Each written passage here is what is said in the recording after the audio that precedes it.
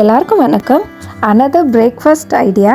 பசங்களுக்கு எப்போவுமே ரைஸ் ஐட்டம்ஸாகவே கொடுத்து போர் அடித்தா இந்த மாதிரி குழி பணியாரம், இது பட்டுன்னு சொல்லுவாங்க கன்னடாவில். இந்த குழி பணியாரத்தை சாஃப்டாக நல்லா டேஸ்டியாக அண்ட் டிஃப்ரெண்ட்டாக இந்த மாதிரி செஞ்சு கொடுங்க. எங்கள் பசங்க விரும்பி சாப்பிட்டுட்டு மார்னிங் பிரேக்ஃபாஸ்ட்டுக்கு அண்ட் டிஃபனுக்கும் இதே எடுத்துகிட்டு போனாங்க. இதை நான் எப்படி செஞ்சேன்னு குயிக்காக சொல்லிடுறேன்.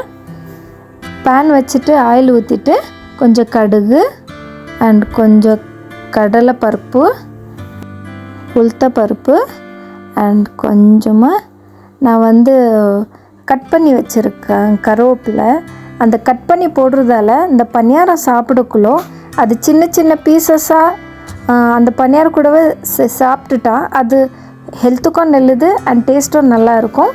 ஒரு 4 பச்சை மிளகாய் சின்ன சின்னதாக கட் பண்ணி போட்டுட்டு அண்ட் கருவேப்பிலை, வெங்காயம் பொடுசாக கட் பண்ணி போட்டுட்டு அண்ட் கொஞ்சம் கொத்தமல்லி பொடுசாக கட் பண்ணி போட்டுட்டு இதை கொஞ்சம் ஃப்ரை பண்ணிவிட்டு அந்த இட்லி தோசை பேட்டர் இருக்குதுல்ல அதில் ஊற்றிட்டு, நான் இதே மாவு தான் எல்லாத்துக்கும் பணியாரத்துக்கு இட்லி தோசை எல்லாமே இதிலே தான் நான் செஞ்சுருப்பேன்.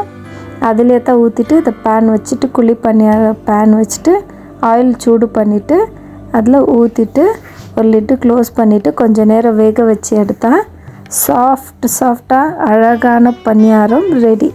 இது செஞ்சுக்கினே நம்ம இது கூடவே ஆனியன் சட்னி ரொம்பவே நல்லாயிருக்கும் காம்பினேஷன். நீங்கள் இது கூட ஆனியன் சட்னி ட்ரை பண்ணி பாருங்கள், ரொம்ப டேஸ்ட்டாக இருக்கும். அந்த சைடு நான் ஒரு சைடில் பணியாரம் செஞ்சுன்னு இருக்கக்குள்ளவே ஆனியன் சட்னி ரெடி பண்ணிட்டேன், ஸ்டார்ட் பண்ணிவிட்டேன். அதுக்கு ஃபஸ்ட்டு பேன் வச்சுட்டு ஆயில் ஊற்றிட்டு கடலைப்பருப்பு, உளுத்தப்பருப்பு, ஒரு 4 காஞ்ச மிளகா, கருவேப்பிலை, கொஞ்சம் சீரகம், ஒரு 2 வெங்காயத்தை நல்லா நீட்டமாக கட் பண்ணிவிட்டு போட்டு நல்லா ஆட் பண்ணிவிட்டு ஒரு பீஸ் புளி போட்டு நல்லா வதக்கிட்டு அதை நம்ம அரைச்சோம்னா சூப்பரான ஆனியன் சட்னி ரெடி.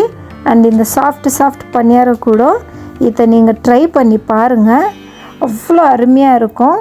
உங்கள் பசங்களுக்கு இதே மாதிரி செஞ்சு கொடுத்துட்டு எப்படி இருந்துச்சுன்னு சொல்லுங்கள். உங்கள் பசங்களோட டிஃபன் பாக்ஸ் காலி ஆகணுன்னா இப்படி செஞ்சு கொடுங்க. இந்த மாதிரி டிஃபன் பாக்ஸ் ஐடியாஸு டிஃப்ரெண்ட்டாக குழந்தைங்களுக்கு பிடிச்ச மாதிரி எப்படி செய்யணும்னு என்னோடய அடுத்த வீடியோவில் நான் காட்டுறேன். அதுக்கு என் சேனலை சப்ஸ்கிரைப் பண்ணுங்கள், சப்போர்ட் பண்ணுங்கள், லைக் போடுங்க. பார்க்குறீங்க வீடியோ லைக் போட மாட்டேங்கிறீங்க. நெக்ஸ்ட் வீடியோவில் பார்க்கலாம். பாய்.